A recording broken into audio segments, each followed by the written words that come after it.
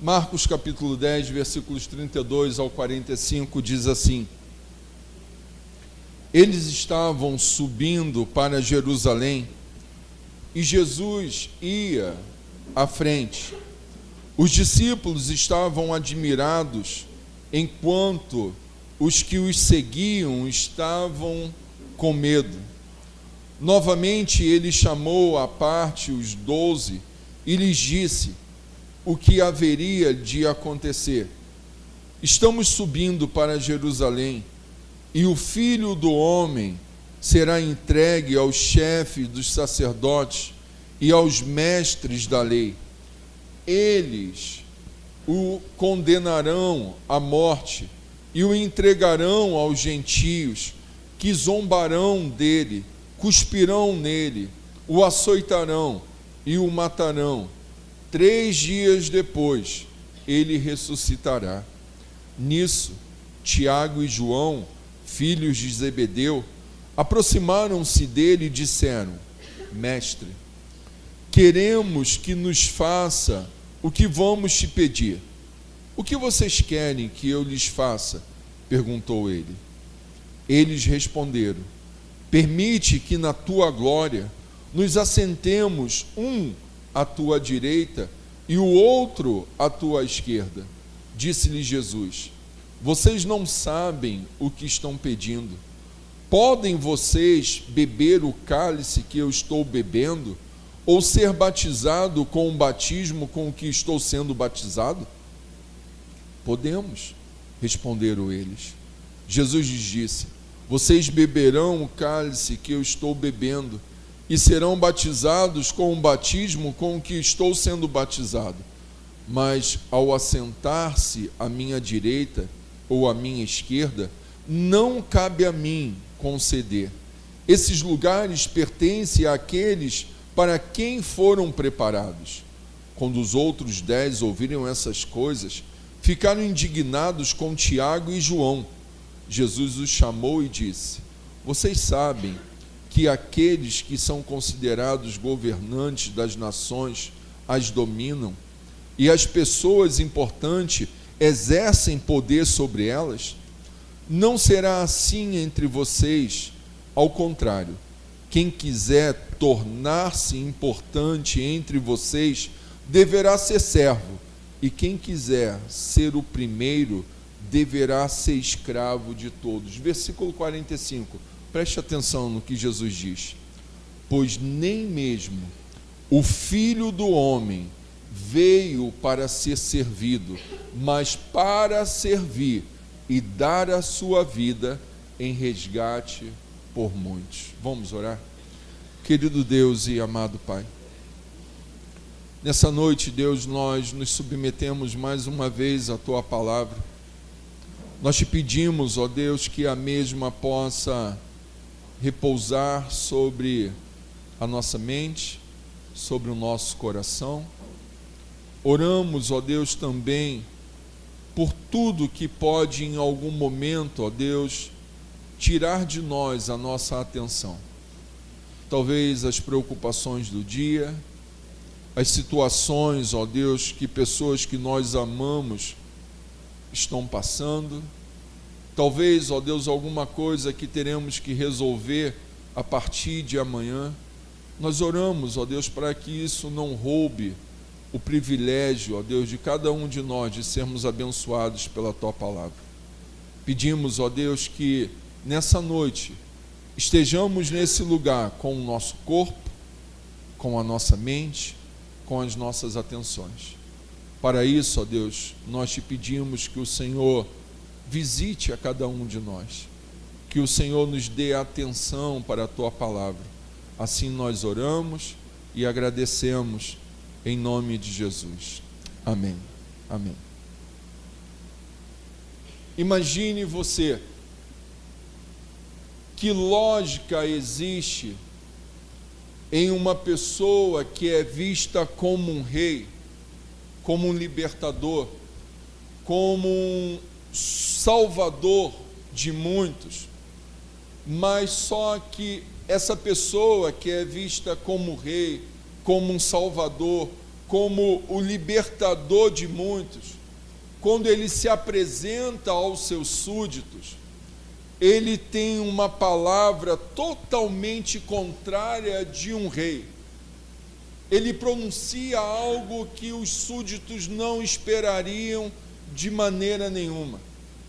Ele faz algumas afirmações que talvez nenhum rei fizesse. Imagine você, que lógica existe nisso? Em alguém que tem uma grande expressão, que é visto como um rei, como um libertador, como um condutor do seu povo, mas quando ele se apresenta para os seus súditos, ele expressa alguma coisa que parece ser totalmente contraditória àquilo que as pessoas veem nele, a expectativa que as pessoas têm sobre ele. E a pergunta é: quais são essas palavras contraditórias que Jesus usou para os seus discípulos? No mínimo, nós já vimos duas no decorrer do Evangelho de Marcos, que nós estamos acompanhando. A primeira palavra contraditória sobre a própria pessoa de Jesus que ele pronuncia está lá em Marcos, capítulo 8, versículo 31 e 32, que você não precisa de abrir. Que ele mesmo diz que o Filho do Homem era necessário que ele o quê? Sofresse, que ele passasse por perseguição, que ele fosse rejeitado e em algum momento ele morresse, para que em 3 dias ele pudesse ressuscitar. E a segunda fala, que parece ser um tanto quanto contraditória para um rei, para aquelas pessoas criavam expectativas de libertação, de uma vida melhor, de uma condução melhor, ela se encontra agora em Marcos capítulo 10, versículo 45, em que esse próprio rei, ele diz algo que assusta muitos. Ele diz que o Filho do Homem, ele, Jesus, ele não tinha vindo para ser servido, muito pelo contrário, mas para o quê? Servir aos outros. E nessa fala ele ainda estende algo que é muito mais contraditório. Ele diz que nesse ato de servir aos outros, ele veio para dar a sua vida em resgate por muitos. Parece que isso não tem muita lógica. Parece que essa fala, ela é um tanto quanto contraditória. Como pode um rei, primeiro dizer que veio para sofrer, para ser rejeitado, para morrer no lugar de muitos e ao terceiro dia ressuscitar? Como pode um rei dizer que ele não veio para ser servido, porque a imagem do rei naquela época era uma figura que deveria ser sempre servida? E ele diz: o Filho do Homem não veio para servir, não veio para ser servido, mas veio para servir e muito mais. Nesse ato de servir, ele veio para dar a sua vida em resgate por muitos. No mínimo, nós esperamos de um rei que ele seja vencedor, conquistador, que ele alcance muitos povos, que ele seja bem servido pelo serviço que ele oferece. Nós nunca temos na mente um rei que venha para sofrer, para ser rejeitado, para morrer rapidamente. Isso não passa pela nossa cabeça de maneira nenhuma. Só que agora, no capítulo 10, principalmente nos versículos 32 e 34, Jesus explica melhor como se daria esse sofrimento, a rejeição dele, como é que isso iria acontecer sobre a vida dele. Olha o que diz no versículo 32. Marcos relata que eles estavam subindo para Jerusalém. Ele já estava a caminho daquilo que iria acontecer com ele. alguns dos seus discípulos e alguns que não eram discípulos, mas que caminhavam, estavam procurando estar junto com Jesus, há algo no coração deles, é algo chamado de medo que Marcos relata. E o interessante é que Marcos, no finalzinho do versículo 32, ele diz assim: novamente, ele chamou à parte os seus discípulos e começou a dizer a eles o que iria acontecer. Versículo 33, Marcos relata dizendo assim, o que Jesus tinha dito: estamos subindo para onde? Para Jerusalém, e o Filho do Homem será o quê? Entregue aos chefes dos sacerdotes e aos mestres da lei. Eles condenarão à morte e o entregarão aos gentios. Aqui Jesus está explicando por que ele tinha dito lá em Marcos 8 que ele haveria de sofrer, ser rejeitado e ser morto. É que voluntariamente ele estaria se entregando, ele estaria dando a sua vida por muitos. E no versículo 33, como nós lemos, ele deixa muito claro como isso se daria. Ele seria condenado, ele passaria pelo júri, o júri iria condená-lo.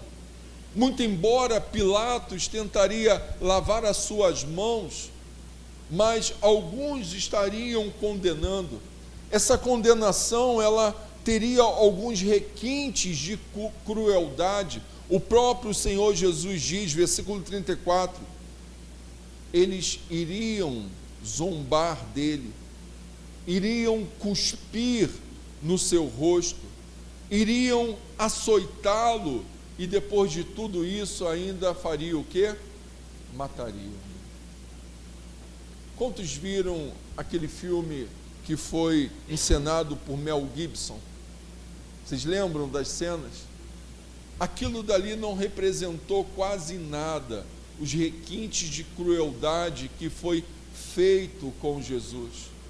O próprio Senhor está dizendo: é necessário que o Filho do Homem sofra, seja rejeitado.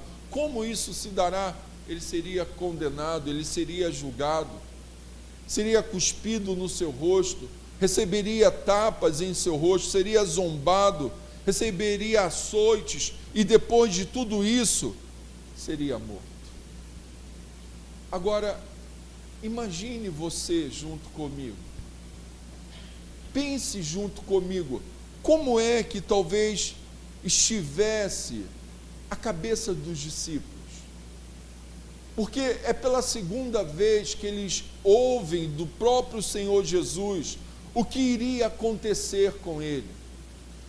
Da primeira vez eles ouvem que o Filho do Homem veio para sofrer, ser rejeitado, morto e ao terceiro dia iria ressuscitar. Agora, pela segunda vez, a coisa parece que amplia. Ele diz: olha, eu vou ser julgado, mas esse julgamento ele vai ter requintes de crueldade.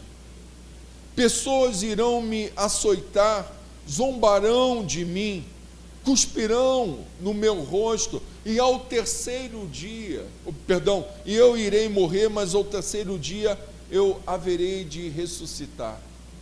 Imagina como é que estava a mente dos discípulos, porque eles não conheciam Jesus só por essa fala.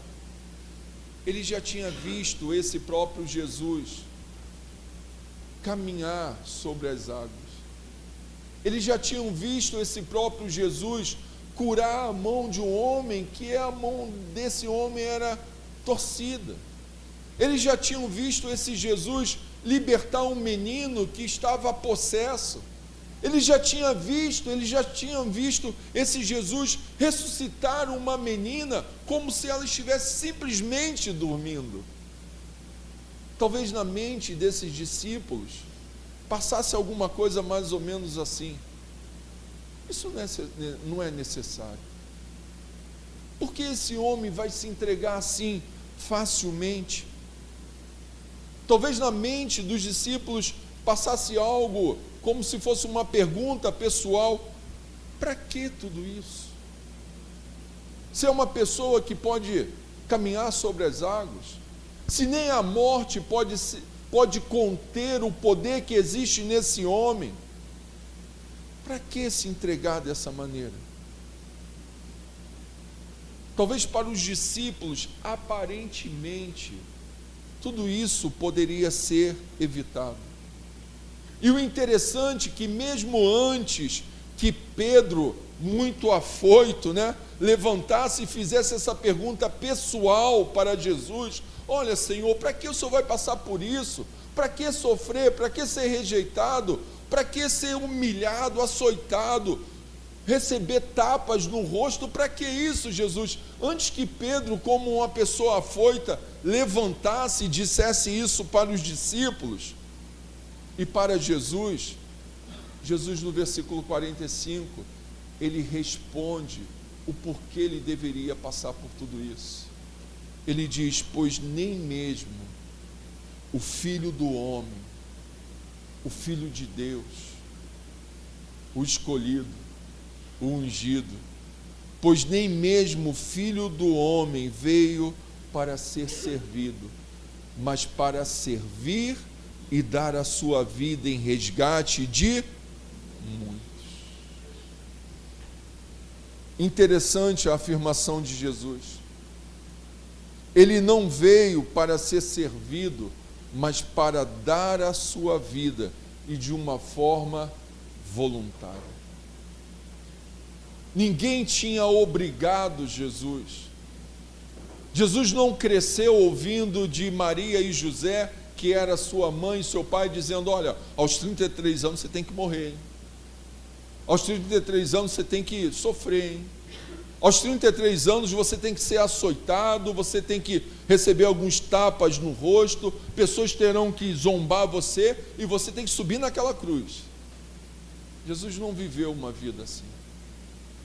Jesus voluntariamente se deu a tudo isso.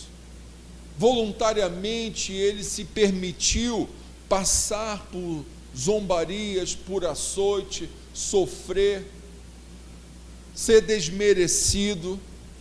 Interessante tudo isso que Jesus diz sobre ele mesmo. Sabe por quê? Porque isso faz a diferença de Jesus e qualquer outro fundador de qualquer outra religião que nós conhecemos. O propósito de qualquer outro fundador de qualquer outra religião que nós conhecemos, o propósito desses homens e mulheres era simplesmente servir como exemplo. Mas Jesus foi morrer e servir de sacrifício. Quando você ouve a história de Gandhi, você lembra só do exemplo dele.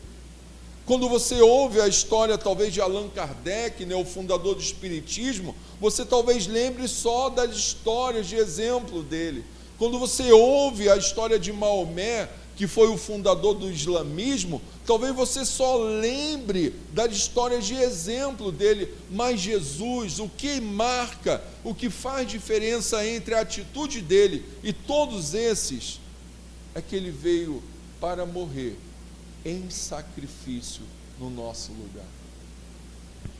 Quando Jesus diz, no versículo 45 de Marcos, que ele veio não para ser servido, mas para servir a muitos e dar a vida em resgate por muitos, ele explica o motivo pelo qual ele deveria morrer. A morte não era simplesmente uma casualidade da existência de Jesus. A morte não era mais um evento como a cura da mão de alguém que estava com a sua mão torta, ou simplesmente o ressuscitar de uma menina que estava morta. O ato de Jesus dar a sua vida, de entregar a sua vida, é porque ele estava fazendo uma substituição. essa palavra por, ela tem um significado como preposição. E a ideia no original era como se alguém estivesse tomando o lugar de uma outra pessoa, substituindo a pessoa por ela mesma. Por isso Jesus diz, olha, o Filho do Homem, ele veio para sofrer, ele veio para ser rejeitado, ele veio para morrer, ao terceiro dia ele vai ressuscitar. O Filho do Homem, ele não veio para ser servido, mas para servir e para dar a sua vida por muitos, em resgate de muitos. E a pergunta é, por que tudo isso, Jesus? Talvez Jesus nos dissesse, é para que eu pudesse tomar o seu lugar, é para que eu pudesse substituir o que viria de acontecer sobre você. Por isso Jesus diz que ele veio para dar a vida por muitos. Mas o interessante é que no versículo 25, ele usa uma outra palavra, que o ato dele dar a vida por muitos era um ato de um resgate. Olha o que diz o versículo 25. Pois nem mesmo o Filho do Homem veio para ser servido, mas para servir e dar a sua vida em resgate por muitos. Talvez essa palavra resgate nós tenhamos perdido ela do nosso vocabulário. Talvez você lembre de resgate só quando você ouve que alguém foi sequestrado, né? Ou então quando você está vendo o filme, tem até um filme chamado O Resgate, alguém já viu? Alguém já viu? Né? Então você lembra, peraí, resgate. Peraí, resgate eu acho que é alguma coisa que alguém paga para comprar a liberdade de alguém que está prisioneiro, de alguém que está escravo, de alguém que não consegue se libertar por ele mesmo, de alguém que não tem condições de pagar o seu próprio resgate. Aí a gente linka isso e diz, é verdade. O que Jesus está dizendo aqui é que ele não veio para ser servido, mas para servir. E servir a quem? Servir aqueles que estavam prisioneiros, escravos dos seus pecados. Ele veio para se colocar no lugar desses, para substituir esses, para tomar o lugar dessas pessoas, para se colocar no lugar dessas pessoas. O resgatador, meus irmãos, ele certamente faria um enorme sacrifício em pagamento a algo que estivesse à altura do valor, ou algo que pagasse a dívida do escravo ou do prisioneiro, a fim de obter a sua liberdade. Eu não sei se você consegue perceber isso. Desde o capítulo 8, Jesus está dizendo como deveria ser feito o resgate das nossas vidas. Primeiro ele diz que ele deveria sofrer, ser rejeitado, morrer e ao terceiro dia ressuscitar. Agora em Marcos capítulo 10 ele diz que esse resgate se daria da seguinte forma: ele não veio para ter privilégios, mas para servir aqueles que precisavam, e dessa forma para entregar a sua vida, dar a sua vida por muitos em resgate. Jesus ele veio para pagar esse nosso resgate, meus irmãos. Muito embora o que nos tornava escravos era algo existencial chamado pecado, que nenhum de nós estávamos livres disso, que nenhum de nós estávamos isentos de receber esse resgate sacrificial de Jesus Cristo na cruz do Calvário. O pagamento para esse resgate foi a morte na cruz. Não foi o dinheiro, não foi algo dado, mas foi uma vida entregue entregue voluntariamente através de requintes de crueldade, sendo açoitado, sendo esbofeteado, sendo zombado, sendo cuspido em seu rosto. Talvez você possa se perguntar: se Deus é um Deus de amor, um Deus bom, por que Ele apenas não perdoa todo mundo? Por que Ele não simplesmente olha para todo mundo e diz: olha, o pecado de todo mundo está perdoado e Jesus não precisa de morrer na cruz?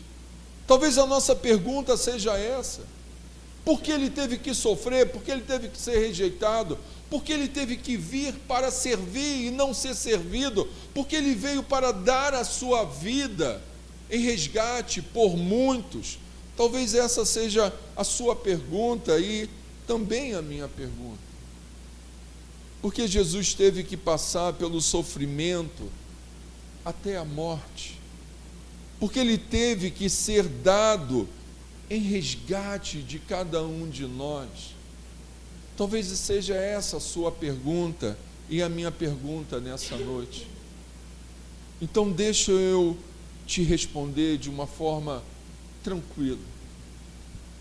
Jesus não teve que morrer apesar do amor de Deus. Jesus teve que morrer por causa do amor de Deus. E sabe por que teve que ser assim? Com sofrimento, com rejeição, com zombarias, recebendo açoites, sendo cuspido no rosto, sendo transpassado por lanças, morrendo na cruz, um lugar de vexame, de vergonha. Sabe por que teve que ser assim, meus irmãos? Porque todo amor que transforma vidas é um amor sacrificial e substitutivo. Todo amor que transforma a vida de alguém, é necessário que essa pessoa pague um preço para que isso aconteça. Pense comigo. Vamos pensar junto. Se você ama uma pessoa cuja vida está toda certinha, toda direitinha, que não tem nenhum problema, que não te causa nenhum desconforto, que traz sobre você uma certa alegria, que você olha para essa pessoa e diz: poxa, como é fácil amar essa pessoa, porque ela não me causa nenhum aborrecimento, ela é boa, ela é aparentemente perfeita. Alguém que não tenha maiores necessidades, isso não nos custa nada amar essa pessoa, não é verdade? Você ama com os pés nas costas, né? Você diz assim: manda outro desse aí que é fácil. Agora, se você, em algum momento, tenta amar alguém que é necessitado, alguém que é cheio de problemas, alguém que hoje comete um erro, amanhã outro, e você pensa que está tudo certo, e daqui a uma semana aparece um outro problema. Quando você tenta amar uma pessoa assim, cheia de problema, problemática, que emocionalmente está ferida, né, está passando por momentos difíceis, certamente, meus irmãos, esse amor irá custar algo muito caro. Só que quando nós nos deparamos com pessoas assim, pessoas que são problemáticas, pessoas que geram dificuldades, pessoas que emocionalmente são talvez desequilibradas, quando nós nos deparamos com pessoas assim, instintivamente nós olhamos no relógio e falamos assim: olha, você me desculpa, eu tenho alguma coisa para fazer, eu estou ocupado. Não é assim que a gente age?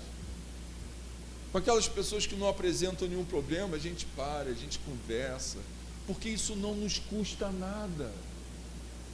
Só que quando nós nos deparamos com pessoas que têm problema, pessoas que emocionalmente são desgastadas, pessoas que nos oferecem talvez momentos que nós iremos nos preocupar, rapidamente nós encontramos um meio de nos desvencilhar dessa pessoa.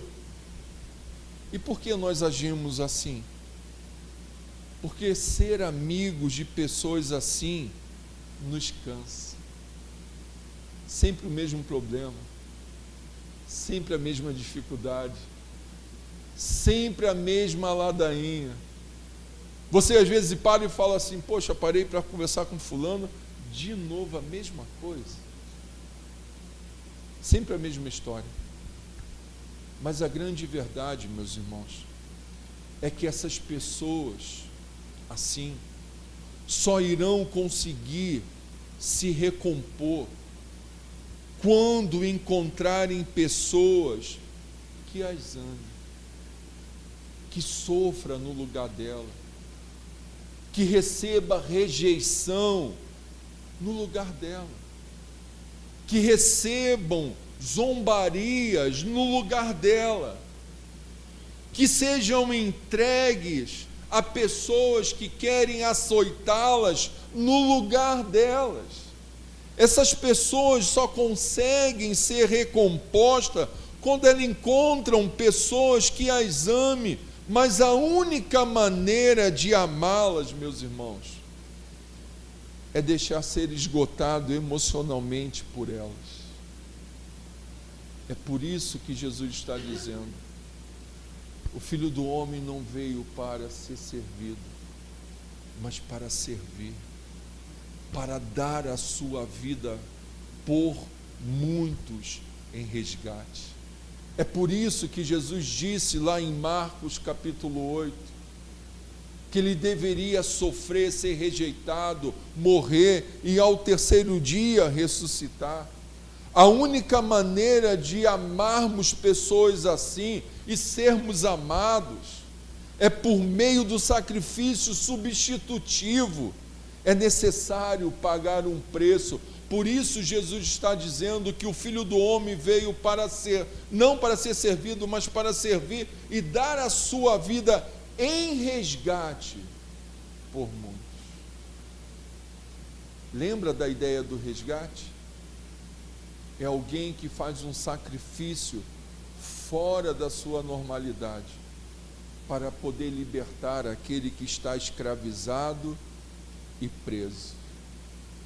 Pense na sua vida. Eu penso também na minha vida. Vamos pensar em outro exemplo, a paternidade e a maternidade. Para que nós possamos ter filhos saudáveis, o que é necessário? No mínimo, você se doar pelo menos durante 20 anos, até que ele seja de maior idade, conversando com essa pessoa, conversas que muitas das vezes não são agradáveis, porque a dimensão de maturidade é diferente, mas você precisa se doar, você precisa de sacrificar por essa pessoa. Por vezes você precisa de dar a atenção que é devida, parar alguma coisa que você está fazendo, ouvir o que ela quer dizer, o que ele quer dizer. Não tem como nós resgatarmos ou sermos resgatados sem que não haja, em algum momento, um sacrifício substitutivo. Se você não sacrificar parte da sua liberdade e seu tempo para os seus filhos, eles não crescerão saudáveis e preparados para a vida. Se Jesus não tivesse se sacrificado em nosso lugar, nós não poderíamos recebê-lo como Senhor das nossas vidas. É por isso que ele diz: o Filho do Homem não veio para ser servido, mas para servir e dar a sua vida em lugar de muitos. Em algum momento, com a analogia da família, ou você se faz sacrifício, ou eles, os nossos filhos, terão que fazê-lo. Em algum momento é você ou eles. Em algum momento foi Cristo ou nós. Ou você se submete a sofrer temporariamente de uma forma redentora no lugar dos seus filhos, ou eles irão sofrer tragicamente nesse mundo. Essa foi a ideia que Cristo voluntariamente faz. Ele assume o sofrimento no nosso lugar. Ele decide ser rejeitado em nosso lugar, mas isso não por acaso. Isso para que cada um de nós fôssemos resgatados daquilo que nos condena existencialmente, chamado pecado. Meus irmãos, todo amor verdadeiro que transforma as vidas é um amor sacrificial e substitutivo. Quantos viram aqui um dos filmes que foi intitulado como As Crônicas de Nárnia, aquele filme chamado O Leão, a Feiticeira e o Guarda-Roupa? Quem viu esse filme? Eu não sei se você lembra da fala de um personagem que era um leão chamado Aslan, e o autor dessas crônicas chama C.S. Lewis, foi um cristão, aonde pessoas pegaram os seus livros e transformaram o livro em filme.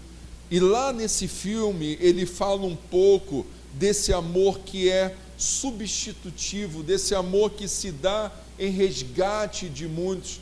E há uma cena em que o leão Aslan, ele entra num lugar, numa sala grande onde há uma mesa quebrada. Quem lembra dessa cena?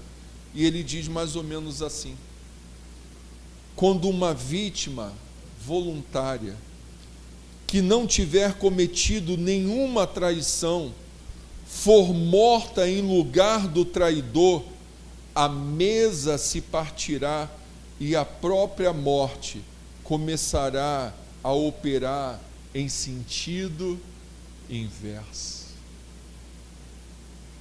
Você lembra de alguma coisa que nós estamos lendo aqui? O próprio Senhor Jesus dizendo: o Filho do Homem não veio para ser servido, mas para servir e dar a sua vida em resgate de muitos. A própria morte de Cristo se reverteria em salvação em nosso lugar.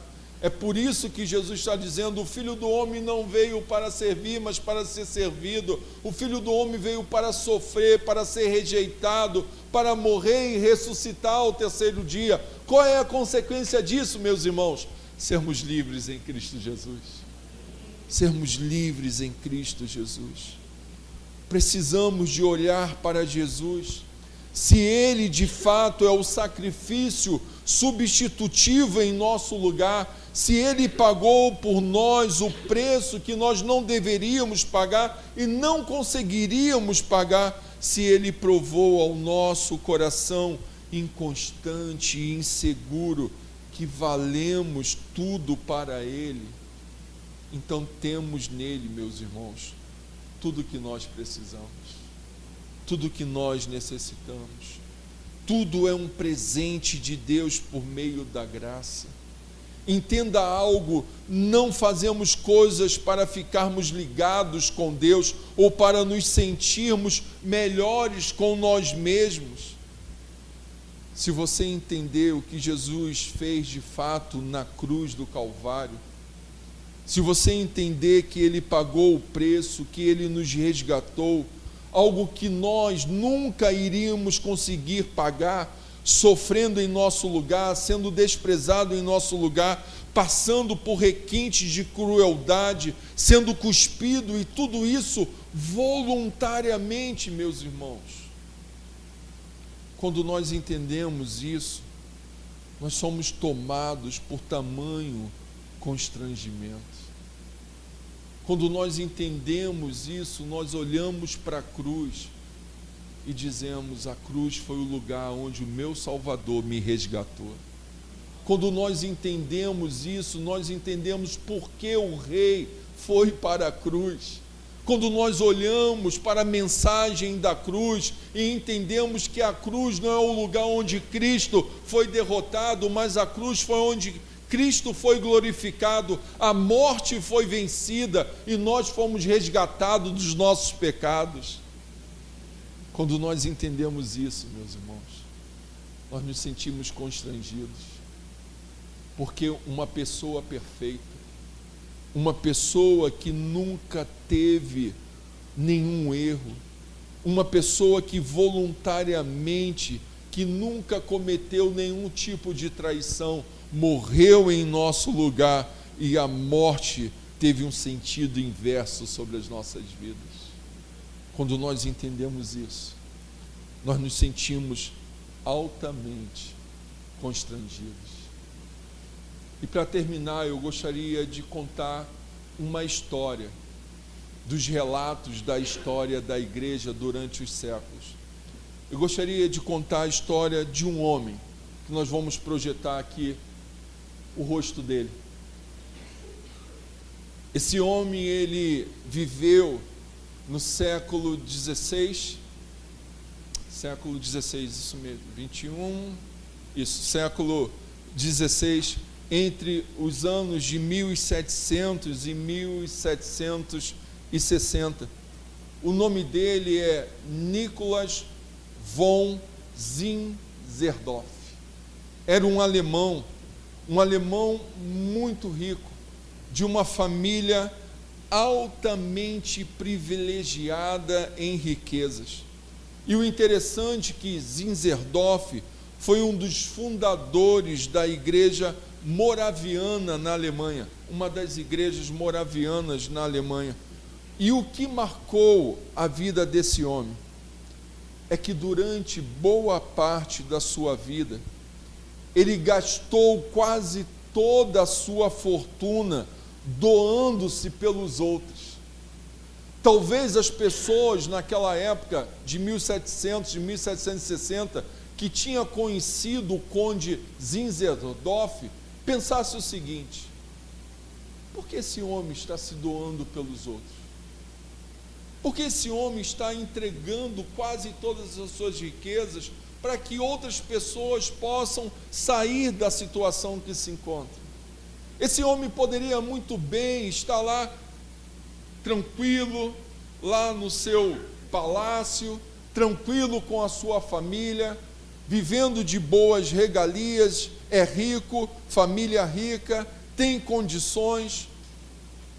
Mas o que marca a história desse homem, nos anos de 1700 e 1760, onde ele viveu, é que ele pegou toda a sua riqueza e ele começou a doar tudo aquilo que ele tinha, abrir mão da sua vida privilegiada em função daqueles que não tinham nada. E talvez a sua pergunta seja a seguinte: por que? O que o levou a agir dessa forma tão radical? Abrir mão de posses, abrir mão da sua realeza. Aos 19 anos, esse homem, o conde Zinzendorf, ainda bem jovem, ele foi enviado a conhecer todas as capitais da Europa, a fim de completar a sua educação, uma educação mais refinada.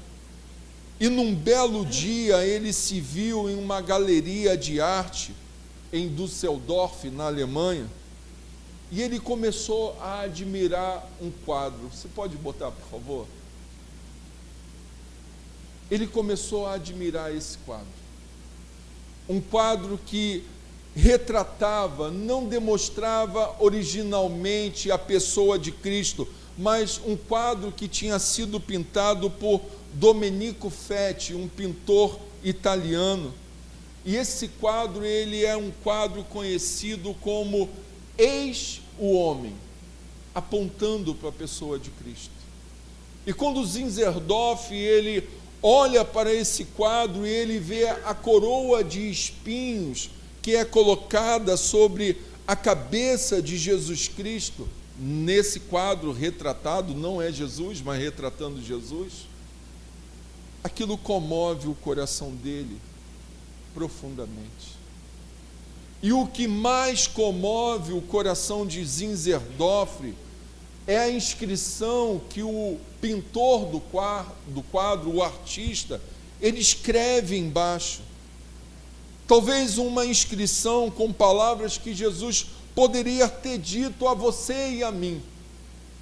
E quando ele lê aquilo que está escrito ali embaixo, que você vê, que diz assim: fiz tudo isso por ti, o que fazes tu por mim?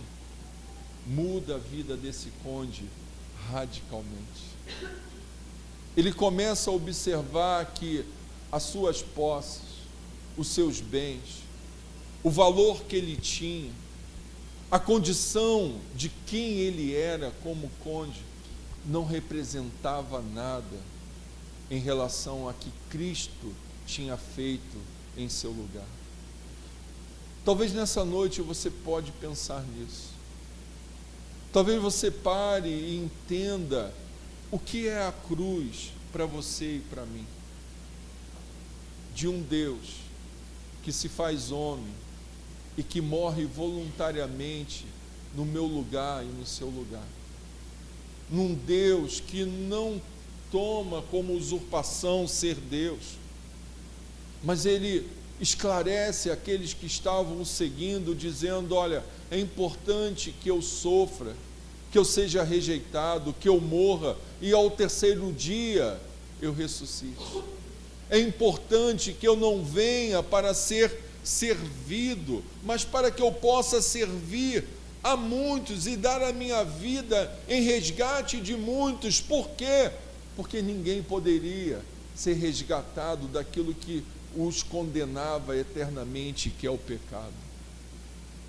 Quando o conde Zinzendorf, ele olha para isso e conhece a história de Cristo, a vida dele muda. Talvez nessa noite, ao você reconhecer a pessoa de Cristo, a história dele na cruz, talvez a sua vida possa ser mudada nessa noite. Talvez você entenda que não há resgate sem que não haja um amor sacrificial, que não há como pessoas serem libertadas da sua escravidão sem que alguém não dê a sua vida em favor dela. Assim Cristo fez por mim e fez por você.